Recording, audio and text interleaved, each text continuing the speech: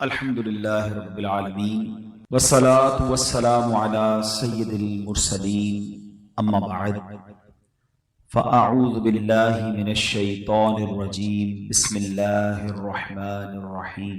پڑھیے الصلاة والسلام علیک یا رسول اللہ وعلی آلک واصحابک یا حبیب اللہ، الصلاة والسلام علیک یا نبی اللہ وعلی آلک واصحابک یا نور اللہ۔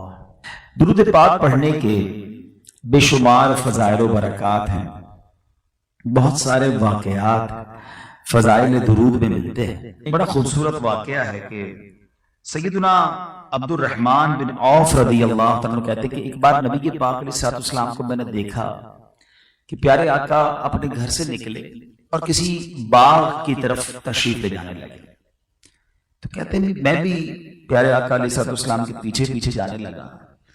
تھوڑا آگے گیا تو میں نے دیکھا نبی پاک علیہ السلام نے کعبے کی طرف رخ کیا اور سجدے میں چلے گئے۔ میں انتظار کرتا رہا، تھوڑی دیر ہوئی اور دیر ہوئی، اور لانگ ہو گیا، سجدہ کافی لمبا ہو گیا۔ مجھے ڈر لگا کہ کہیں نبی پاک علیہ السلام کی اللہ کریم نے سجدے کی عالم میں ہی تو روح قبض نہیں فرما لی، اتنا طویل سجدہ۔ تھوڑی دیر بعد نبی پاک نے سر مبارک اٹھایا اور جب آہٹ محسوس ہوئی تو فرمایا کون ہے پیچھے؟ کہ حضور عبد الرحمن۔ کہ عبد الرحمن کیا کام ہے؟ کہ حضور میں آپ کے پیچھے آ رہا تھا اور آپ نے سجدہ کیا اور اتنا لانگ، اتنا طویل سجدہ کیا کہ مجھے یہ خوف ہونے لگا کہ کہیں آپ کی روح قبض تو نہیں ہو گئی۔ تو اللہ کے حبیب علیہ السلام نے جب اپنے صحابی کی یہ بات سنی تو انہوں نے اس کی ریزن بیان کیا کہ کیوں اتنا طویل سجدہ کیا۔ اللہ کے حبیب علیہ السلام فرماتے ہیں کہ اے عبد الرحمن، میرے پاس ابھی جبریل امین آئے اور یہ بشارت لے کر آئے کہ یا رسول اللہ صلی اللہ تعالی علیہ وسلم، اللہ پاک فرماتا ہے، جب بھی یاد رکھیے وہ حدیث جس میں نبی پاک بیان کریں اور فرمان رب کا ہو اسے حدیث قدسی کہتے ہیں۔ جبریل امین نے کہا کہ حضور رب فرماتا ہے کہ اے محبوب، آپ پر جو درود پڑھے گا میں اس پر رحمتیں نازل فرماؤں گا، جو آپ پر سلام پڑھے گا میں اس پر سلامتی اتاروں گا۔ اے عبد الرحمن، اتنی بڑی نعمت میرے امتیوں کو ملی، اس نعمت کے شکرانے پر میں نے یہ سجدہ کیا تھا۔ اب ذرا غور کریں، درود کون پڑھے گا؟ امتی۔ رحمت کس پر نازل ہوگی؟ امتی پر، ہمارے آقا علیہ السلام۔ اس کا مطلب یہ ہوا کہ رب تو اس امت پر مہربان ہے۔ ہمارے آقا علیہ السلام خود ہم سے کتنا پیار کرتے ہیں، وہ ہمارے نبی، ان کے ہم امتی، وہ ہمارے نبی، ان کے ہم امتی، امتی تیری قسمت پہ لاکھوں سلام۔ یہ کتنی بڑی مہربانی ہے اللہ کی ہم پر کہ ایک درود پڑھیں تو رحمت نازل ہو، سلام پڑھیں تو سلامتی نازل ہو۔ اس سے پتہ یہ چلا کہ آج کل دور بڑا کلیمٹیز کا، پرابلمز کا، ڈیفیکلٹیز کا ہے۔ بیماریاں الگ چل رہی ہیں، وائرس الگ چل رہے ہیں، پرابلمز الگ چل رہے ہیں۔ اگر ہم چاہتے ہیں کہ ہماری سیکیورٹی رہے، اللہ کی رحمتیں ہمارے ساتھ رہیں، تو درود پاک ایک ایسا فارمولا ہے کہ اگر ہم گھر سے نکلیں درود پڑھتے ہوئے، کام پہ جا رہے ہیں درود پڑھتے رہیں، واپسی میں آئیں تو درود پڑھتے رہیں، فضول باتوں سے اگر اپنے آپ کو بچائیں تو انشاءاللہ آپ اللہ کی رحمتوں کے سائے میں رہیں گے۔ اللہ کی رحمت نازل ہوتی رہے گی تو پرابلمز بھی دور ہو جائیں گی۔ اللہ مجھے بھی درود پاک کثرت سے پڑھنے والا بنائے، آپ کو بھی درود پاک اور زیادہ پڑھنے کی توفیق دے۔ ایک ٹپ بھی دے دیتا ہوں، تقریباً آپ جتنے لوگ ہیں، آپ میں سے کئی لوگوں کو جو واک کرتے ہیں، ٹھیک ہے نا، اپنی صحت کے لیے اچھی چیز ہے، واک کرنی چاہیے، لیکن اگر آپ اپنے واکنگ ٹائم کو درود ٹائم بنا دیں، اپنے واکنگ ٹائم کو ذکر ٹائم بنا دیں، جہاں بھی واک کرتے ہیں، چاہے آپ ٹریڈ مل پہ کرتے ہیں یا کسی پارک میں جا کے کرتے ہیں، جب بھی واک کریں آپ شوز پہنتے ہی ہوں گے، ساتھ ساتھ تصویر بھی لے لیں۔ اس واکنگ میں اور کیا کرنا ہے آپ نے؟ لیکن اگر آپ چلتے چلتے درود پڑھ رہے ہیں، اس کے دو فائدے ہوں گے۔ ایک تو ایک پرٹیکولر اچھی تعداد میں درود آپ پڑھ لیں گے، دوسرا جدھر جدھر چلتے ہوئے جائیں گے وہ ساری جگہ آپ کے درود پڑھنے کی گواہ بن جائے گی. کلمہ پاک بھی پڑھ لیں, اللہ کا ذکر بھی کر لیں, کچھ آپ تعداد طے کرنے کی اتنی تسبیح میں نے کلمہ پاک کی پڑھنی ہے, سبحان اللہ کی پڑھنی ہے, الحمدللہ کی پڑھنی, درود کی پڑھنی, 30 minutes 40 minutes what ever time جو آپ واک کر رہے ہیں, اگر اس کو درود ٹائم اور ذکر ٹائم بنا لیں. آپ سوچیں ہمارے جو اسلاف تھے نا وہ بڑے کمال کے لوگ تھے, ان کو احساس تھا زندگی کا کہ یہ ایک ایک سانس ایک ایک منٹ کتنا قیمتی ہے. ایک بزرگ کے بارے میں آتا ہے وہ جدھر سے گزرتے تھے نا اللہ کا ذکر کرتے ہوئے گزرتے تھے. ایک بار کسی سڑک سے گزرے, دوبارہ گزرے وہاں سے, تو کسی نے کہا ابھی تو آپ گئے تھے, کہا میں سڑک سے گزرا تھا مگر اللہ کا ذکر کرنا بھول گیا تھا. میں چاہتا ہوں کہ زندگی میں جہاں جہاں سے گزروں وہاں رب کا ذکر کرتے ہوئے جاؤں, وہ ساری جگہ میرے اللہ کے ذکر کی گواہ بن جائے. اور یہ اتنا ایفرٹ لیس نیکی ہے. ذرا مل کر کہیے سبحان اللہ, اب کہیے الحمدللہ, اب کہیے اللہ اکبر. کتنی دیر لگی؟ آئی تھنک 30 سیکنڈز بھی نہیں لگے. مگر آپ کو پتا ہے آپ نے 30 سیکنڈ میں کیا کما لیا؟ آپ جتنی بھی بڑی پوسٹ پہ ہوں, آپ کبھی اپنی پوری ارننگ جو بھی آپ مہینے میں کماتے ہیں چاہے وہ ملینز میں ہو, اس کو کبھی کیلکولیٹ کیجئے گا کہ 30 سیکنڈ میں کتنے بنتے ہیں, تو وہ چند روپے ہی بنیں گے, چند 100 روپے ہی بنیں گے, کیونکہ پورے مہینے کی ہے نا. 30 سیکنڈز میں بلین بھی چند 100 روپے ہی کماتا ہے, چند ہزار کما لے گا. مگر آپ کو اندازہ ہے آپ نے 30 سیکنڈ میں ابھی کیا کمایا ہے؟ میرے نبی کے سچے وعدے ہیں, جو ایک بار سبحان اللہ کہتا ہے اللہ اس کے لیے جنت میں درخت لگا دیتا ہے, ایک بار الحمدللہ کہے اس کے لیے جنت میں درخت لگ جاتا ہے, ایک بار اللہ اکبر کہے اس کے لیے جنت میں درخت لگ جاتا ہے within seconds. اور یقین کریں یہ نیکیاں جب انسان دنیا سے جائے گا نا پھر اسے ریئلائز ہوگا کہ یا اللہ دوبارہ بھیج دے, میں اور نیکیاں کرنا چاہتا ہوں. جب اس کا اجر دیکھے گا تو فضول باتوں میں سوشل میڈیا میں گھنٹوں ضائع کر دیتے ہیں. تو اپنے پورے دن میں کوئی ٹائم تو رکھیں ایسا کہ کچھ تلاوت کا ٹائم ہو, کچھ ذکر کا ٹائم ہو, کچھ درود کا ٹائم ہو. نماز تو پڑھنی ہے, تو انشاءاللہ اگر یہ شیڈول میں آپ نے شامل کر لیا تو یو فیل فریش. ہاں آپ دیکھیں گے یہ ذکر و درود آپ کو کتنا ریلیکس کر دے گا. اللہ مجھے بھی اپنے اور اپنے حبیب کے ذکر کرنے والی زبان عطا فرمائے اور آپ کو بھی نصیب فرمائے. آئیے مل کر ایک بار محبت کے ساتھ درود پاک پڑھ لیں. صلو علی الحبیب صلی اللہ تعالی علی محمد صلی اللہ علیہ وسلم. میں نے آج آپ کو 2 بہت ہی خوبصورت واقعات سنانے ہیں, اور یہ دونوں واقعات بخاری شریف میں موجود ہیں. حدیث پاک کی سب سے مستند کتاب ہے, اور یہ دونوں واقعات سرور کائنات صلی اللہ تعالی علیہ وسلم نے اپنے صحابہ کو سنائے. ٹھیک ہے.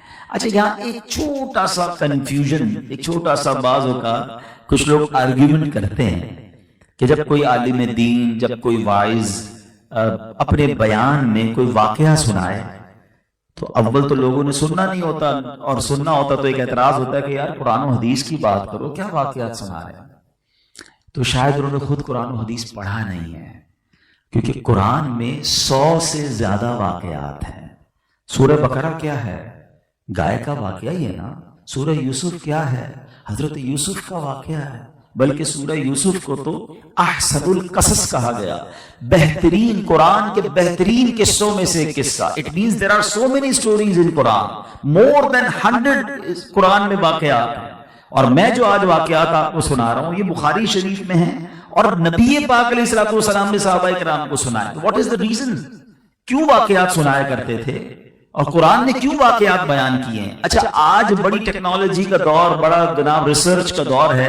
ان تمام ریسرچ کے بعد یہ بات سامنے آئی ہے کہ ہمارے اسکول ہوں, کالجز ہوں, بچوں کی مانٹنسری بھی ہوں, اگر کوئی بات بچوں کو سمجھانی ہے تو اس کے متعلق پہلے کوئی کہانی سنانی ہے.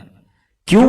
انسان کی یہ سائیکی ہے کہ وہ کسی سٹوری کے ذریعے, کسی واقعے کے ذریعے بات کو اور اچھے انداز سے سمجھتا ہے.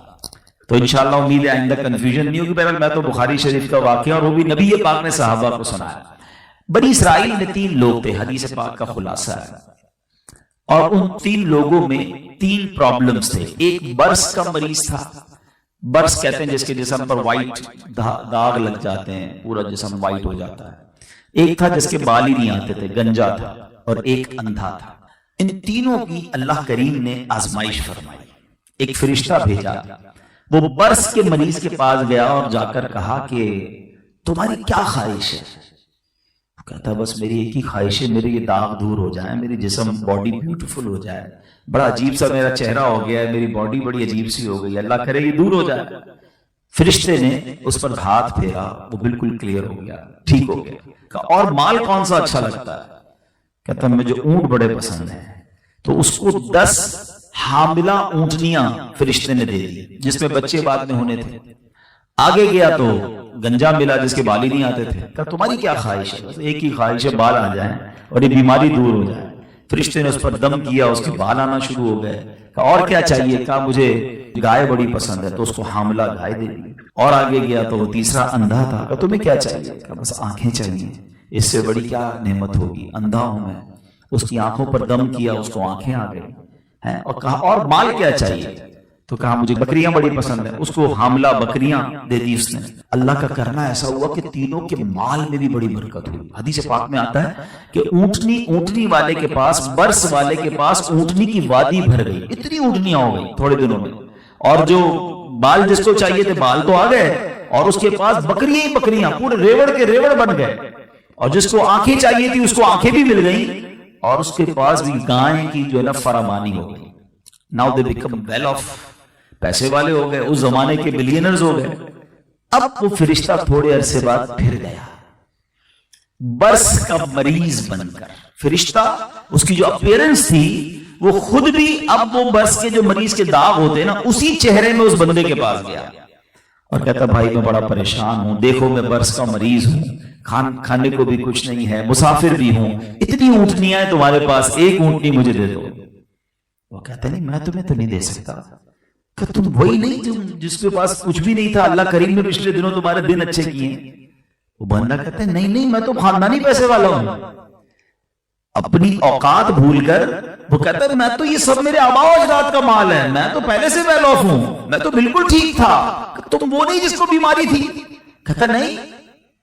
کہ اگر تو جھوٹ بولتا ہے تو اللہ پہلے جیسا تجھے کر دے. اس فرشتے نے یہ دعا کی اور آگے چلا گیا. اب اس کے پاس پہنچا جس کے بال نہیں تھے. اس کو جا کر کہتا ہے کہ مجھے بھی کچھ اللہ کے نام پر دو، تمہارے پاس تو بڑا مال ہے. کہتا نہیں میں تمہیں نہیں دے سکتا. کہیں تم تو تھوڑے دنوں پہلے تمہارے پاس تو کچھ نہیں تھا، اللہ نے تمہیں دیا. کہتا نہیں یہ سب میرے باپ دادا کا ہے، میں تو خاندانی رئیس ہوں، ہمارا تو ایک خاندانی کام ہے. اچھا اگر تم جھوٹ بولتے ہو تو اللہ تمہیں پہلے جیسا کر دے. حدیث پاک میں آتا ہے وہ فرشتہ جو ہے اندھا بن کر اب اس اندھے کے پاس گیا. کہا کہ بھائی میرے پاس آنکھیں نہیں ہیں، میرے پاس کچھ بھی نہیں ہے، تمہیں اللہ نے بڑا نوازا ہے، اتنے سارے تمہارے پاس جانور ہیں، اتنی بکریاں، ایک بکری مجھے دے دو. اندھا کہتا تم صحیح کہتے ہو، میں بھی تھوڑے دنوں پہلے اندھا تھا، میرے پاس کچھ نہیں تھا، یہ آنکھیں بھی مجھے میرے رب نے دی ہیں، یہ مال بھی میرے رب نے مجھے دیا، تمہیں جو چاہیے اس میں سے لے لو، مجھے بالکل اچھی طرح احساس ہے کہ اندھا کیسے زندگی گزارتا. فرشتے نے کہا مجھے چاہیے کچھ نہیں. اس کو برکت کی دعا دی اور وہ چلا گیا. اب یہ حدیث پاک جو ہے نا یہ اس قدر ہم سب کے لیے اس میں میسج اور درس ہے. اچھا وہ دونوں برباد ہو گئے. جس کو کہا نا فرشتے نے کہ اگر تم جھوٹے ہو تو پہلے جیسے ہو جاؤ، وہ واپس پہلے جیسے ہو گئے، ساری نعمتیں چلی گئیں. مگر اس واقعے سے دو باتیں سیکھنے کو ملی کہ انسان کو کبھی اپنی اوقات نہیں بھولنی چاہیے. آج میں اور آپ جو کچھ ہے نا یہ فقط رب کی عطا ہے، ہماری کوئی ہوشیاری نہیں ہے. ہمارے وہی دو کان ہیں جو فقیر کے ہوتے ہیں، وہی دو آنکھیں جو اس کے پاس بھی ہیں. ایک غریب آدمی سگنل پر ہماری گاڑی کھلتی ہے تو ہماری گاڑی پر وائپر لگاتا ہے، اس کا کوئی قصور نہیں ہے کہ آج وہ وائپر والا اور میں ایسی گاڑی میں بیٹھنے والا ہوں. یہ صرف میرے رب کی مہربانی ہے، اس میں ہمارا کوئی کمال نہیں ہے. مگر کبھی کبھی انسان کو یہ باتیں یاد نہیں رہتی، وہ سمجھتا ہے سب میں نے کیا ہے، یہ میری عقل ہے. نہیں جناب، اگر ہوشیاری سے ہی پیسے ملتے ہوتے، عقل سے پیسے ملتے ہوتے تو سارے دنیا کے پروفیسر اربوں پتی ہوتے. ایسا نہیں ہے. پیسہ عقل ہوشیاری سے نہیں، مقام عقل ہوشیاری سے نہیں، اللہ کی عطا ہے. جس کو رب چاہے عطا فرمائے. وَتُعِزُّ مَن تَشَاءُ وَتُذِلُّ مَن تَشَاءُ. اور ایک اور بات یاد رکھنی ہے کہ یہ رب جب چاہے واپس بھی لے سکتا ہے. یہ جب اسی نے دیا ہے پھر تو میرے ہاتھ میں کچھ بھی نہیں ہے نا.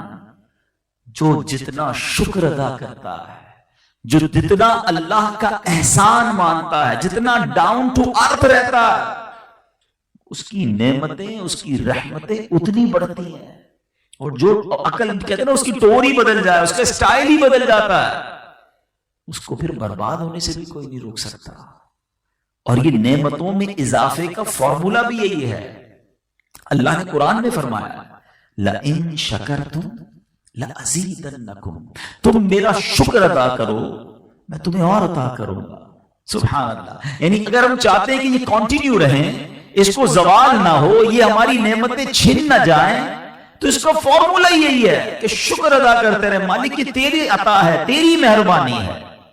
اور تکبر نہ کریں، پراؤڈ نہ کریں، اپنا کمال نہ سمجھیں، اور پھر اور لوگوں کو ہیلپ آؤٹ بھی کرتے رہیں. اچھا اس میں جو ہے نا ایک اور کمال کی بات پتہ ہے کیا ہے؟ کہ نارملی ہم کہتے ہیں، ہمیں سب کو پتا ہوتا ہے کیا شکر کرنا چاہیے، لیکن شکر جو ہے نا اس کا ایشو یہ ہے کہ ہم سمجھتے صرف زبان سے ہی شکر ہوتا ہے. یا اللہ تیرا شکر، یا اللہ تیری مہربانی.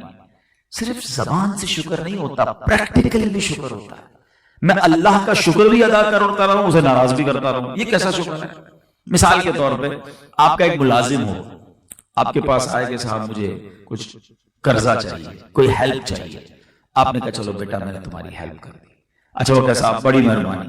آپ کہیں بیٹا ذرا یہ گلاس اٹھا کے ادھر رکھ دو. وہ تو نہیں رکھوں گا. بیٹا ذرا گاڑی نکالو. وہ بھی نہیں نکالوں گا. اچھا کل ٹائم پہ آنا. نہیں ٹائم پہ نہیں آؤں گا. آپ کی مہربانی. مہربانی بھی کہہ رہا ہے اور بات بھی نہیں مان رہا ہے. تو بتائیے آپ کیا کریں گے؟ یا تو اسے فائر کر دیں گے کہ عجیب شکر ہے، عجیب تھینکس ہے، کہ زبان سے تھینکس کہہ رہا ہے، بات ایک بھی نہیں مان رہا ہے. ہم میں سے بہت سارے لوگ ایسے ہی ہیں جو زبان سے تو تھینکس ادا کر رہے ہیں، زبان سے تو اللہ کا شکر ادا کر رہے ہیں، پریکٹیکلی اللہ کو ناراض کر رہے ہیں. نہ نماز پڑھ رہے ہیں. نماز ایکچولی پوری باڈی کا شکر ہے، آنکھوں سے لے کر، سر سے لے کر، ہاتھ سے لے کر، پیر سے لے کر، یہ پوری باڈی کا شکر ہے کہ یا اللہ آنکھیں دی، پیر دیے، ہاتھ دیے، سب تیری بارگاہ میں جھکا رہا ہوں. اتنی سی دیر لگتی ہے نماز میں، اس کا ٹائم نہیں ہمارے پاس. فرمایا حرام نہ کماؤ، حرام کما رہے ہیں، حلال کے قریب نہیں جا رہے. یہ کیسا شکر ہے؟ ایکچولی شکر اللہ کی اطاعت کا نام ہے. یقیناً زبان سے شکر ادا کرنا ہے، مگر لاجیکلی بھی آپ کو سمجھ آتا ہے کہ شکر یہ ہے کہ جس نے دیا ہے نا اس کو ناراض نہ کریں. ہونا کیا چاہیے ویسے ذرا آپ تھوڑا سا سوچتے ہیں؟ اللہ عطائیں بڑھائے تو ہمیں سجدے بڑھانے چاہیے نا، ہمیں صدقے بڑھانے چاہیے، ہمیں شکر بڑھانا چاہیے. مگر ادھر حال یہ ہے کہ بندے کے بعد جب تھوڑا ہوتا ہے نا تو وہ ابھی بھی کچھ نہ کچھ اللہ کی بات مان رہا ہوتا ہے. جیسے جیسے بڑھتا جاتا ہے ویسے کل پرزے نکلنا شروع ہوتے ہیں. بندہ کہتا ابھی تو دن آئے عیش کرنے کے، ابھی تو موج کرنے کے دن آئے. کتنے ٹائم سے رکا ہوا تھا بھائی، مال ہی نہیں تھا، پیسہ ہی نہیں تھا، مقام ہی نہیں تھا، ابھی تو ٹائم آیا ارمان پورے کرنے. یہ بہت بڑی بے وقوفی ہے. عقل مندی یہ ہے کہ وہ عطائیں بڑھائے تو ہم سجدے بڑھائے. ہم خطائیں بڑھاتے ہیں، وہ عطائیں بڑھاتا ہے، ہم نافرمانیاں بڑھاتے ہیں، اور پھر بعد میں سر پکڑ کر روتے ہیں کہ یار ٹینشن بہت ساری ہے. اچھا اسی واقعے سے ایک اور بڑا زبردست میسج ملتا ہے کہ آزمائش جو ہے نا وہ صرف بیماری نہیں ہے. ہم نے آزمائش کبھی کا جب خود ہی کانسیپٹ بنا لیا یار یہ بندہ بڑی آزمائش میں. کیا آزمائش میں؟ بیمار ہے. اچھا یہ کیا آزمائش میں؟ قرضے میں. یہ کیا آزمائش میں؟ کاروبار میں نقصان ہو رہا ہے. یقیناً یہ آزمائش ہے، لیکن آزمائش صرف یہ نہیں ہے، آزمائش نعمتیں دے کر بھی کی جاتی ہے. ان تینوں کے ساتھ کیا ہوا تھا؟ ان کو تو دیا، جو مانگا وہ دیا نا اللہ نے، اور یہی تو چیکنگ تھی. ہم میں سے ہو سکتا ہے یہاں کوئی بیچارہ بیماری میں، اللہ کرے نہ ہو، بیماری میں نہیں ہوگا، یا کسی قرضے میں نہیں ہوگا، کسی بزنس پرابلم میں نہیں ہوگا. ہم سمجھ رہے ہیں ہم ٹھیک ہے. ہمیں جو اتنی ساری نعمتیں دی گئی ہیں نا یہ بھی آزمائش ہے. یہی تو چیکنگ ہو رہی ہے کہ دے رہے ہیں تو فرما بردار بن رہا ہے یا نافرمان بن رہا ہے. ایک بڑی پیاری بات علماء سے سوال کیا گیا کہ ہمیں کیسے پتا چلے، ہاؤ وی کین جج کہ جو مجھے ملا ہے یا مل رہا ہے یہ نعمت ہے یا آزمائش ہے. کوشچن ہے نا. بندہ کچھ بھی نہیں کر رہا پھر بھی ترقی پہ ترقی، کاروبار بڑھتا ہی جا رہا ہے، عہدے بڑھتے ہی جا رہے ہیں، ایک کمیٹی کا چیئرمین دوسرا کا بھی چیئرمین، ادھر بھی آگے ترقی، پتہ چلا نہ اللہ کی کوئی فرما برداری کر رہا ہے، ترقیاں ہو رہی ہیں، اب بندہ کہتا ہے نعمتیں مل رہی ہیں۔ تو یہ کیسے ٹیسٹ ہو سکتا ہے کہ جو مجھے مل رہا ہے یہ نعمت ہے یا آزمائش ہے؟ اس کا بڑا خوبصورت جواب علماء نے دیا، فرمایا یہ چیک کر لو کہ جو تمہیں مل رہا ہے اس کے ملنے کے بعد تم اللہ سے قریب ہو رہے ہو تو سمجھ لو یہ نعمت ہے، اور مل بھی رہا ہے اور تم رب سے دور بھی ہو رہے ہو سمجھ لو یہ آزمائش ہے۔ اب میں اور آپ یہ چیک کر لیں کہ میں جب کم چیزیں تھی میرے پاس، جب ویلتھ کم تھی یا ہیلتھ کم تھی یا سورسز کم تھی، ریسورسز کم تھی، نام کم تھا، شہرت کم تھی، تب میں اللہ کے قریب تھا، یا یہ بڑھتی گئی اور میں رب سے دور تو نہیں ہوتا گیا؟ اس کا مطلب تو مجھے ڈھیل دی جا رہی ہے، اس کا مطلب تو مجھے ٹیسٹ کیا جا رہا ہے۔ تو please come on right path. عقل بھی یہی کہتی ہے، لاجک بھی یہی کہتی ہے، جس درخت پر جتنے پھل لگتے ہیں نا وہ درخت اتنا ہی جھکتا ہے، وہ اکڑتا نہیں ہے کہ دانا خاک میں مل کر گلے گلزار ہوتا ہے۔ عاجزی، انکساری، ہمبل، لوگوں کے ساتھ اچھا برتاؤ، چھپ جائے بندہ، اور کبھی کبھی اکیلے میں آنسو بھی بہائے کہ مالک اس قابل نہیں جو تو نے دے دیا، میری تو کوئی ایسی اچھا عمل نہیں ہے۔ سوچئے نا، ہم جب کبھی کسی کو ہیلپ کریں، صدقہ دیں، خیرات دیں، زکوٰۃ دیں تو لوگ اتراتے ہیں، پراؤڈ کرتے ہیں، میں اس کو دے رہا ہوں، میں اس کی ہیلپ کر رہا ہوں۔ بھائی یاد ہے نا میں نے تیرا کام کیا تھا، تجھے زکوٰۃ دی تھی، تیرے بچی کی شادی کرائی تھی۔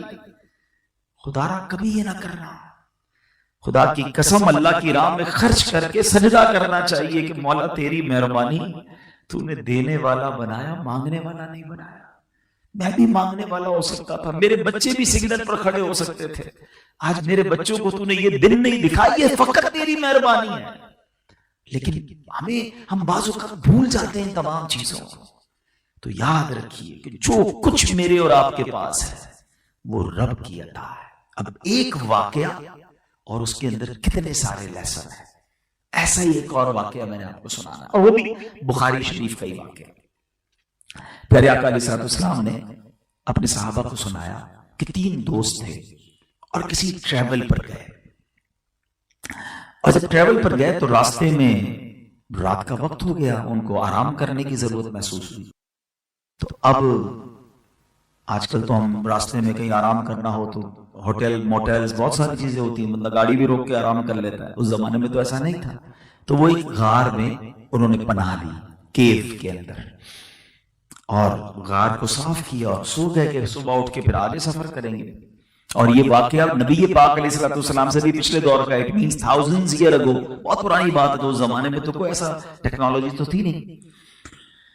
اب ان کے ساتھ معاملہ یہ ہوا کہ جب وہ غار میں سوئے تو ایک بڑا سا پتھر جو ہے، چٹان جس کو ہم آج کل لینڈ سلائڈنگ کہتے ہیں، وہ پتھر پہاڑ سے گرا اور اس نے اس غار کے منہ کو بند کر دیا، کلوز کر دیا۔ اب ان تینوں دوستوں نے سمجھ لیا کہ یہ تو ہماری زندگی اب اینڈ ہوگی، اب کس کو بتائیں گے؟ وہ ٹیلی فون کا زمانہ تو تھا نہیں، انٹرنیٹ تو تھا نہیں کہ لوکیشن شیئر کر دیں گے، فون کر دیں گے، ادھر پھنسے ہوئے بھائی 1122 والوں کو لے کر آئے ہمیں نکالے، nobody knows where are they۔ اب انہوں نے سوچ لیا کہ ہماری زندگی ختم، اب کہاں سے نکلیں گے؟ ساری رات تو کیا کئی دن اس میں قید رہیں گے۔ بڑی جان لگایا کہ پتھر 1 انچ بھی نہ ہلا، بہت بڑی راک تھی۔ اب ان 3 دوستوں نے بڑا کمال کا فیصلہ کیا، کہتے ہیں یار جان تو اب لگتا ہے گئی، ایک ٹرائی کرتے ہیں، باری باری اللہ کی بارگاہ میں دعا کرتے ہیں، ٹھیک، اور اپنے ہی کسی نیک عمل کا واسطہ اللہ کو پیش کرتے ہیں۔ اللہ کریم ہے، وہ رحیم ہے، وہ کرم کرے گا تو نکل جائیں گے۔ ایک دوست نے ہاتھ اٹھائے، اللہ کی بارگاہ میں دعا کرتا ہے، یا اللہ میں ایک مزدور آدمی ہوں، لکڑیاں کاٹتا ہوں جنگل میں، مگر میرا ایک روز کا روٹین ہے، معمول ہے کہ جب میں گھر آتا ہوں تو بکریوں کا دودھ نکال کر پہلے اپنے ماں باپ کو پیش کرتا ہوں، پھر اپنے بچوں کو پلاتا ہوں۔ ایک رات میں آیا تو مالک دیر ہو گئی تھی، والدین میرے سو گئے تھے، تو میں والدین کے سرہانے دودھ کا پیالہ لے کر کھڑا رہا۔ بچے کہتے بھی تھے بابا جان ہمیں پلا دو، میں نے کہا نہیں، پہلے امی ابو کو پلاؤں گا۔ میں کھڑا رہا، والدین سوتے رہے، جب ماں باپ کی لیٹ نائٹ صبح کے وقت آنکھ کھلی میں نے انہیں دودھ پلایا، پھر اپنے بچوں کو پلایا۔ میرے مولا جو میں نے اپنے ماں باپ کی یہ خدمت کی تھی، اگر یہ تیری رضا کے لیے تھی، آج اس مصیبت سے نکال دے۔ حدیث پاک کے الفاظ ہیں کہ وہ راک، وہ چٹان جو تھی، وہ تھوڑا سا اپنی جگہ سے سرک گئی۔ دوسرے بندے نے ہاتھ اٹھایا، کہتے یا اللہ میرے خاندان میں ایک میری کزن تھی، مجھے وہ پسند بھی تھی، ایک دن وہ میرے پاس آئی اور اس نے مجھے کہا کہ مجھے کچھ پیسوں کی ضرورت ہے، غریب تھی، اس کو کچھ لون چاہیے تھا، مجھ پر شیطان نے حملہ کیا، میں نے کہا پیسے تو دے دوں گا مگر تمہیں میرے ساتھ ایک غلط کام کرنا ہوگا۔ وہ کہتی ایسا نہ کرو، اللہ دیکھ رہا ہے، ایسے غلط کام مت کرو۔ کہتا یا اللہ میرے پاس اتھارٹی بھی تھی، کوئی دیکھنے والا بھی نہیں تھا، مگر مالک فقط تیرے خوف سے میں نے اس لڑکی کو چھوڑ دیا، میں نے گناہ نہیں کیا، اے اللہ اگر میں نے یہ کام تیری رضا کے لیے کیا تھا تو میرے مولا اس غار سے نکال دے۔ حدیث پاک کے الفاظ ہیں وہ چٹان تھوڑی سی اور سرک گئی۔ تیسرے بندے نے ہاتھ اٹھایا، اللہ سے عرض کی مولا میرے پاس ایک مزدور آیا تھا مزدوری کرنے، بھول کے چلا گیا، اپنی مزدوری نہیں لے کر گیا، تھوڑے عرصے بعد آیا کہ بھائی میں آپ کے پاس کام کر کے گیا تھا، میرے پیسے رہ گئے تھے، میں نے اس کے پیسے سنبھال کر اپنے کاروبار میں لگا دیے، میرا مویشی کا کاروبار تھا، میں نے کہا جتنے جانور ہیں نا یہ سارے تیرے، تو لے جا۔ وہ کہتے ہیں مذاق کیوں کرتے ہو، میرے تو تھوڑے ہی پیسے تھے۔ کہا میں نے تھوڑے پیسے اس کام میں لگائے، اتنے جانور ہو گئے، یہ سب تیرے، تو لے جا۔ وہ بندہ خوشی خوشی چلا گیا۔ میرے مالک اگر میں نے یہ کام تیری رضا کے لیے کیا تو میرے مولا آج ہم کو اس مصیبت سے نکال دے۔ نبی پاک صلی اللہ علیہ وسلم فرماتے وہ چٹان اور سرک گئی اور اتنا راستہ بن گیا کہ وہ تینوں باہر نکل گئے۔ اب یہاں دو تین باتیں بڑی ریلیونٹ ہیں۔ ایک بات تو یہ ایک کنفیوژن کلیئر کر دیتا ہوں، ایک عقیدہ کلیئر کر دیتا ہوں بخاری شریف کی حدیث کے ذریعے، کہ ان تینوں نے اللہ کی بارگاہ میں اپنے نیک عمل کا واسطہ وسیلہ پیش کیا، اور یہ واقعہ نبی پاک نے صحابہ کو سنایا۔ اٹ مینز نبی پاک بھی یہ مانتے اور جانتے تھے کہ اللہ کی بارگاہ میں نیک اعمال کا وسیلہ پیش کرنا دعا میں یہ جائز ہے، یہ درست ہے۔ تو اگر کوئی بندہ اپنے نیک عمل کا واسطہ یا وسیلہ اللہ کی بارگاہ میں دعا میں پیش کرے یہ جائز ہے، تو کوئی اگر سراپا نیک شخصیت کا وسیلہ پیش کرے تو اس میں کیا پرابلم ہے؟ کوئی غوث پاک کا وسیلہ پیش کرے، کوئی داتا حضور کا وسیلہ پیش کرے، کوئی صحابی رسول کا کرے، کوئی نبی پاک کا وسیلہ پیش کرے، تو اس میں کوئی حرج نہیں ہے۔ میں نے آپ کو بخاری شریف کی حدیث سنائی۔ اب آتے ان تینوں چیزوں کی طرف، ایک ایک دو منٹ میں چاہوں گا اس پر آپ کی توجہ لوں کہ ان تینوں بندوں نے کام کیا کیا تھا۔ پہلے نے کیا کیا تھا؟ اپنے ماں باپ کی خدمت کی تھی۔ ماں باپ جو ہے نا یہ اللہ کی بہت بڑی نعمت ہے، خوش نصیب ہیں وہ میرے بھائی اور میری بہنیں جن کے ماں باپ اس وقت موجود ہیں۔ خدا را ان کی خدمت کیجیے، ان کی دعائیں لیجیے، یہ چلے جائیں گے نا پھر بہت یاد آئیں گے۔ پوچھو ان سے جن کے ماں باپ چلے گئے ہیں، یہ رحمتوں کا سائبان ہے، یہ ہاتھ اٹھائیں تو مصیبتیں ٹل جاتی ہیں۔ اتنی عظیم ہستیاں ہیں کہ احادیث میں مضمون آتا ہے کہ جو بچہ اپنے ماں باپ کو محبت کی نگاہ سے دیکھے اللہ اسے مقبول حج کا ثواب عطا فرماتا ہے۔ صحابی رسول نے بڑا ریلیونٹ کوسچن کیا، حضور کوئی اپنے ماں باپ کو 100 بار محبت سے دیکھ لے، گھر میں ہی ہوتے ہیں نا، بار بار بھی دیکھ سکتا ہے۔ اللہ کے حبیب نے فرمایا اللہ اکبر و اطیب، اللہ بہت بڑا اور پاک ہے، کوئی 100 بار دیکھے اللہ 100 حج کا ثواب عطا فرماتا ہے۔ اب ذرا سوچیں محبت سے دیکھنے پر حج کا ثواب ہے تو خدمت کا ثواب کتنا ہوگا، دوائی دلانے کا ثواب کتنا ہوگا، ہاسپٹل لے جانے کا ثواب کتنا ہوگا، ویل چیئر چلانے کا ثواب کتنا ہوگا۔ تو جن کے ماں باپ موجود ہیں یہ تمہارے لیے مغفرت کا سامان ہے۔ حدیث پاک میرے آقا فرماتے ہیں ماں باپ ہی تیری جنت ہے، ماں باپ ہی تیری دوزخ ہے۔ اس کا کیا مطلب ہوا؟ علماء فرماتے ہیں کہ اس کا مطلب یہ ہے کہ اگر ماں باپ کو راضی کر لو نا تو رب راضی ہو جاتا ہے، اور چاہے نماز روزے حج زکوٰۃ بہت ساری نیکیاں اور ماں باپ ناراض ہیں تو فرمایا وہ کام نہیں آنی۔ تو ماں باپ جن کے حیات ہیں خوب خدمت کیجیے، ان کو ناراض نہ کیجیے. اور سیکنڈلی جن کے ماں باپ چلے گئے اب ہم کیا کر سکتے ہیں؟ تو اب ان کے لیے صدقہ جاریہ والے کام کریں، ان کے لیے دعائیں کریں، ایصال ثواب کریں. they need that. وہ منتظر ہوتے ہیں، ان کی روحیں انتظار کرتی ہیں کہ بچے نے ہمارے لیے کیا بھیجا ہے. ہمارا کام ہے کہ جن کے ماں باپ چلے گئے وہ ان کے لیے دعائیں مغفرت کرتے رہیں، ایصال ثواب کرتے رہیں. دوسرا عمل جو نوجوان نے کیا تھا، اس کے پاس گناہ کرنے کا موقع تھا مگر کیوں گناہ نہیں کیا؟ کوئی دیکھنے والا نہیں تھا مگر اللہ دیکھ رہا ہے.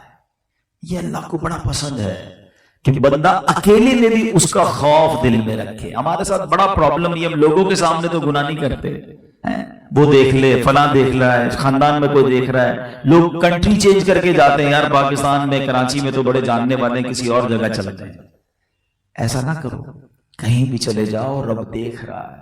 تم دروازہ بند کر دو، لائٹ آف کر دو، کان میں ہیڈ فون لگا لو، مگر جو دیکھ رہے ہو، جو سن رہے ہو یا جو بھی کر رہے ہو وہ رب دیکھ رہا ہے.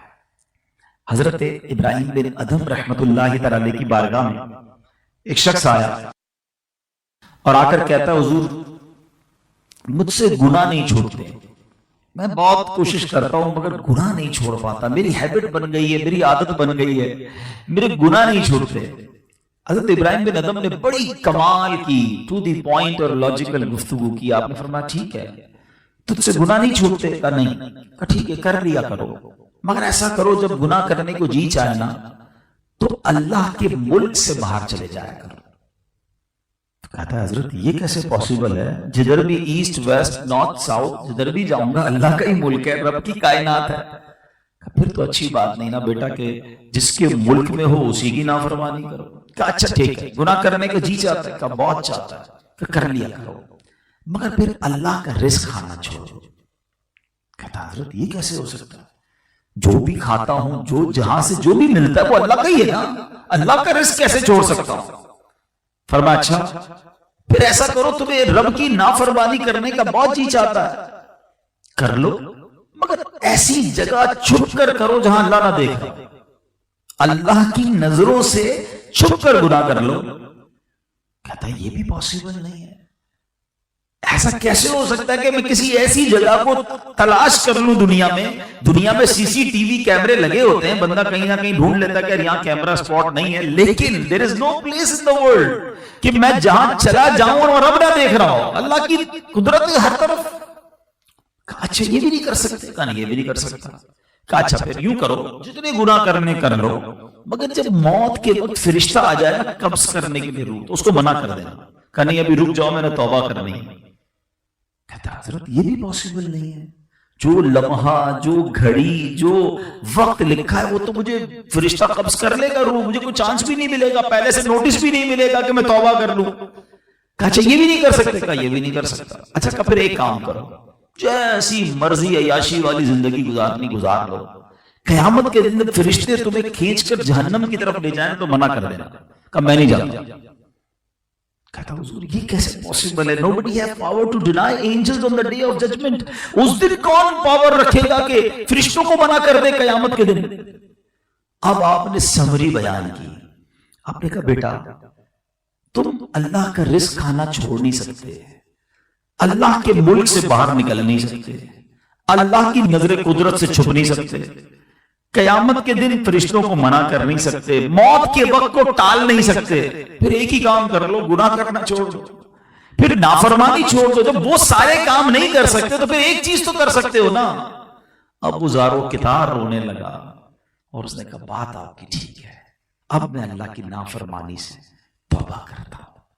تو آج یہ میسج ہمیں لے کے جانا ہے کہ اس جو غار والے نوجوان نے دعا کی تھی نا کہ he have control on that girl، اس کے پاس چانس تھا برائی کرنے کا مگر کیوں نہیں کیا؟ اللہ دیکھ رہا ہے. بس اللہ سے یہ دعا کرو کہ یہ دل میں احساس اجاگر ہو جائے. یہ امتحان ہے میرا اور آپ کا دنیا میں. آزمائش پر بات ہو رہی تھی نا کہ ہم سمجھتے ہیں کہ آزمائش صرف بیماری پریشانی میں، یہ بھی بڑی آزمائش ہے کہ گناہ سامنے ہے، دل للچا رہا ہے، حرام پیسے، او ہو ڈیل آ گئی ہے سامنے، اتنے پیسے، ایک ہی تو جھوٹ بولنا ہے، ایک ہی تو سائن کرنا ہے، ایک ہی تو فورجری کرنی ہے، ایک ہی تو رول بریک کرنا ہے. یہی تمہارا امتحان ہے کہ یہ اللہ دیکھ رہا ہے کہ رب کی رضا چاہیے یا دنیا کا مال چاہیے. اکیلے میں بندہ ہے، گناہ کرنے کو جی چاہ رہا ہے، کوئی روکنے والا نہیں، اور ادھر بندہ اللہ کے خوف سے رک جائے کہ رب دیکھ رہا ہے. ایک حدیث پاک ہے، طویل حدیث ہے، کہ قیامت کے دن جن خوش نصیب لوگوں کو اللہ کے عرش کا سایہ ملے گا نا، ان میں ایک خوش نصیب وہ بھی ہے کہ جس کو گناہ کرنے کا موقع ملے، برائی کرنے کے لیے کوئی عورت بلائے اور وہ کہے کہ نہیں میں اللہ سے ڈرتا ہوں. ان تمام چیزوں کو ذہن میں رکھنا ہے. اللہ کرے کہ یہ ہے مشکل، مگر یہ کب ملے گا کہ جب بندہ ایسے لوگوں کی صحبت میں رہے کہ جہاں خوف خدا کی بات ہوتی ہو، جہاں آخرت کی بات ہوتی ہو. دنیا میں چند دن تو دیکھیں گناہ گار کی لائف بھی گزر جاتی ہے، نیکوکار کی لائف بھی گزر جاتی ہے، مرنا ہم سب نے. اور جب قبر میں جائیں گے نا، نارملی سوسائٹی، کالونی یا باہر سے گھر دیکھ کر آپ کو پتہ چل جاتا ہے کہ یہاں کیسے لوگ رہتے ہیں. آپ ڈیفینس جائیں تو لگتا ہے یار یہاں ویل آف لوگ رہتے ہیں، لیاری کی طرف جائیں تو یار یہاں غریب لوگ رہتے ہیں. کالونی دیکھ کر پتہ چل جاتا ہے. قبرستان میں قبر دیکھ کر پتہ نہیں چلتا کہ اندر کیا حال ہے. سب قبر ایک جیسی ہوتی ہیں. کسی کی قبر جنت کا باغ ہوتی ہے اور کسی کی قبر دوزخ کا گڑھا ہوتی ہے. اب یہ فیصلہ ہوگا ہم نے زندگی کیسی گزاری ہے. یہاں سے بکنگ نہیں ہو سکتی. ہم اس وقت امریکہ جائیں، یورپ جائیں، کہیں بھی جائیں، اپنی مرضی کا ہوٹل بک کرتے ہیں، اپنی مرضی کا روم بک کرتے ہیں. پہلے جناب booking.com پہ جا کے کیسے روم ہیں، واش روم کیسے ہیں، کتنی جناب اس کے سٹارز کتنے، ریویو کتنے. 4-5 دن کے لیے جانا ہے، اس کے لیے اتنا جناب ہم سیٹ اپ چیک کرتے ہیں. گاڑی کون سی ہوگی تو جناب ویدر کیسا ہوگا. یار جہاں 4 دن جانا ہے اس کے لیے اتنی تیاری، اتنے ریویوز. میں آپ کو نبی پاک کے ریویو بتا رہا ہوں نا کہ قبر میں 2 ہی طرح کی قبریں ہوں گی. there is no third option. 2 ہی قبریں ہوتی ہیں، یا تو جنت کا باغ ہے یا تو دوزخ کا گھڑا ہے. بک کرو نا کون سی کرنی ہے. 4 دن کے لیے نہیں ہوگی، قیامت تک کے لیے ہوگی. ہزاروں سال سے لوگ قبر میں ہیں، اور میں اور آپ جب مریں گے تب بھی ہزاروں سال، پتہ نہیں کتنے 100 سال 1000 سال قبر میں رہنا پڑے. آج روم کے اندر تو ایک کال کرتے تو بندہ ویٹر آ کر کافی دے جاتا ہے اور جو چیز چاہیے فوراً آ جاتی ہے. ادھر کوئی نہیں آئے گا. میں ہوں گا، میرے اعمال ہوں گے، but nobody have to. اچھا اس کے بارے میں بات کرنے کے لیے بھی کوئی تیار نہیں ہے. ابھی تو گھر میں بیٹھ کے بات ہو نا، یورپ جانا ہے ذرا، کوئی کہتا نہیں سنگاپور جانا ہے، اچھا رکو ذرا چیک کرتا ہوں کیا ہوتا ہے. ابھی بات ہوتی ہے تو ہم اس کی سرچنگ شروع کر دیتے ہیں. جدھر نہیں جانا ادھر بھی روز چیک کرتے ہیں. وہ کبھی کبھی تو کسی وہ booking.com پہ کوئی ملک ایک بار سرچ کر لو تو بار بار وہ میسج بھی کر رہا ہوتا ہے آپ نے ایک بار سرچ کیا تو جانا نہیں جانا دوبارہ. یاد کر رہا ہے تمہیں وہ ملک، کال کر رہا ہے. ارے ملک کال کب سے کرتا ہے؟ قبر روز کال کر رہی ہے، لیکن اس کے بارے میں کوئی بات بھی نہیں کرتا ہے، اس کے بارے میں کوئی ڈسکس ہی نہیں کرتا ہے. بعض اوقات شیطان ہے نا، کہتے ہیں ارے مولانا صاحب باتیں بہت اچھی کر رہے ہیں، میری باتیں ہو رہی ہیں، دماغ میں ڈال رہا ہوں، بالکل ٹھیک بول رہے ہیں، لیکن بس ابھی تو جوانی ہے، بس 50-60 سال بعد میں نے بھی اللہ اللہ ہی کرنا ہے، میں نے کیا کرنا ہے. لیکن کیا آپ نے جوان مرتے نہیں دیکھے؟ آپ کے پاس گارنٹی ہے کہ آپ 50-60 سال تک زندہ رہیں گے؟ میں ابھی آپ کو ریسنٹ واقعہ سناتا ہوں، پچھلے ہفتے کی بات ہے. ہمارے ایک دوست ہیں جدہ میں، بیچارے امریکہ پہنچے، ابھی امریکہ لینڈ کیا ہے. ان کی 15 سال کی بیٹی جدہ میں تھی، اسکول سے آئی ہے، کوئی بیماری نہیں، اپنے نوڈلز خود بنائے ہیں. تھوڑی دیر بعد اس کی طبیعت خراب ہوئی، گھر والے نارمل سمجھے، ہاسپٹل لے کر گئے، اس کا انتقال ہو گیا. 15 ایئرز. یہ ہے زندگی اور موت، پتہ بھی نہیں چلتا، کوئی بیماری بھی نہیں ہوتی، بندہ اچانک سے سوتے میں صبح نہیں اٹھتا ہے. ان تمام باتوں کے بعد پتہ سمجھ کیا آتی ہے کہ ہم روز ایسے زندہ رہیں کہ اگر آج مرنا پڑ گیا تو وہ سفر تیار ہے. قبر ایسی ہوگی کہ جنت کا باغ بن جائے گی. میں لائف ایسی گزاروں. دیکھیں مجھے اور آپ کو کوئی میسج نہیں آئے گا. آج کل ایک میسج آتا ہے کبھی کبھی موبائل کمپنیز کی طرف سے کہ یور ڈیٹا از گوئنگ، ختم ہونے والا ہے، آف ہونے والا ہے، جلدی سے ٹاپ اپ کر لیں، اپنا بیلنس ڈلوا لیں، کیونکہ تھوڑے ہی جی بی رہ گئے، تھوڑے ہی جناب آپ کے منٹس باقی رہ گئے. زندگی میں کوئی میسج نہیں آئے گا کہ جناب 3 دن رہ گئے، توبہ کر لیں، آج آخری دن ہے، اللہ کو یاد کر لیں. صبح بندہ گھر سے نکلتا ہے اور شام جنازہ گھر پہ آتا ہے. کیا ایسا نہیں ہوتا؟ ہمارے ساتھ ہوتا ہے، ہمارے دوستوں کے ساتھ ہوا ہے. تو کاش میں اور آپ تیار رہیں، آگاہ اپنی موت سے کوئی بشر نہیں، سامان 100 برس کا ہے، پل کی خبر نہیں۔ اور جو تیسرا بندے کا واقعہ تھا وہ کیا تھا کہ اس نے ایک مزدور کی مزدوری سنبھال کے رکھی، اچھی جگہ انویسٹ کی، جب وہ آیا تو اسے زیادہ کر کے دی، اللہ نے دعا سنی نا، غار سے نکل گیا نا۔ یہ ہم نے بھی سیکھنا ہے۔ بعض اوقات ہوتا ہے انسان ہمارے پاس تو پیسے بھول جاتا ہے، کسی کی امانت ہوتی ہے ہماری طرف اور ہمیں خیال ہی نہیں ہوتا، ہم کہتے ہیں ٹھیک ہے بھول گیا تو کیا، اچھا بعض اوقات لوگ کہتے ہیں کسی کے ہیں بھی تو کیا کر لے گا، بگاڑ تو نہیں سکے گا۔ ٹھیک ہے آج ہمارا کوئی بگاڑ نہیں سکتا، مگر ایک دن تو جواب دینا پڑے گا نا۔ کوئی کسی کی زمین پہ قبضہ کر لیتا ہے، کوئی کسی کے پیسوں پہ قبضہ کر لیتا ہے اور کہتا ہے ٹھیک ہے میرا کوئی نہیں بگاڑ سکتا، آج تمہارا کوئی نہیں بگاڑ سکتا، مگر ایک دن ہوگا جب ظالم کا گریبان ہوگا اور مظلوم کا ہاتھ ہوگا، اور اللہ مظلوم کے ساتھ ہوگا۔ مظلوم، جب میں نے پچھلے دنوں پنجاب گیا تو ایک بڑا پیارا جملہ سیکھنے کو ملا، وہ کہتے ہیں طاقتور سے نہ ڈرو، ماڑے آدمی سے ڈرو، جو کمزور ہوتا ہے نا اس سے ڈرو، کیونکہ طاقتور وہ طاقتور تم کو میں اس سے زیادہ طاقتور ہوں، کمزور جو ہوتا ہے تو وہ ہاتھ اٹھاتا ہے نا تو وہ عرش تک جاتی ہے صدا، اللہ خوب اس کی پکار سنتا ہے اور پھر بیڑا غرق ہو جاتا ہے ظالم کا۔ اللہ ہمیشہ ہمیں ظلم سے بچائے، امانتوں کو پورا لوٹانے والا بنائے۔ دنیا میں دے دو، آپ اگر کسی کا آتا ہے نا دے دیں، کم نہیں ہوگا آپ کے پاس، اگر یہاں نہیں دو گے نا تو قیامت کے دن نہیں دے سکیں گے، وہاں پیسے نہیں چلیں گے، وہاں نیکیاں چلیں گی۔ سیدی اعلیٰ حضرت امام اہل سنت فرماتے ہیں جو کسی کے 3 پیسے جان بوجھ کر دبا لے اسے بروز قیامت 700 مقبول باجماعت نمازیں دینی پڑیں گی 3 پیسوں کے بدلے۔ مجھے بتاؤ نا، ادھر تو لاکھوں روپے ہوتے ہیں، نہیں ہوتا احساس؟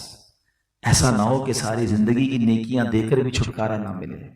تو اللہ کرے کہ ہم لوگوں کے حقوق پورے کرنے والے بنے۔ بہرحال آج میں نے آپ کو 2 بخاری شریف کے واقعات سنائے اور یہ دونوں زبردست میسیجز ہیں ہمارے لیے اگر ہم اثر لینے والے بنے۔ اور ہم تھوڑی سی دہرائی کر لیتے ہیں۔ پہلے واقعے میں ہم نے شکر کے بارے میں سیکھا، اللہ کی نعمتیں ہیں تو اس کا شکر ادا کریں، ناشکری نہ کریں، یہ نہ سوچیں یہ میرا ہے، یہ میں نے کمایا ہے، یا مجھے یہ عزت میری کوشش کی وجہ سے ملی ہے۔ جو ملا ہے رب کی عطا سے ملا ہے، اس پر تکبر نہ کریں۔ اور دوسرے واقعے میں ہمیں سیکھنے کو ملا 3 باتیں: ماں باپ کا ادب، اکیلے میں بھی گناہ سے بچنے کی کوشش، اور 3rd امانتیں پوری لوٹائیں، کسی کا حق نہ دبائیں۔ تو انشاءاللہ اگر ان 4 باتوں کو ہم پکڑ لیں اور اس پر عمل کرنے والے بن جائیں، اللہ نے چاہا دنیا میں بھی خیر ہوگی، آخرت میں بھی خیر ہوگی۔ اللہ کریم ہم سب کو اپنی آخرت کی تیاری کرنے کی توفیق عطا فرمائے۔ صلو علی الحبیب صلی اللہ تعالی علی محمد۔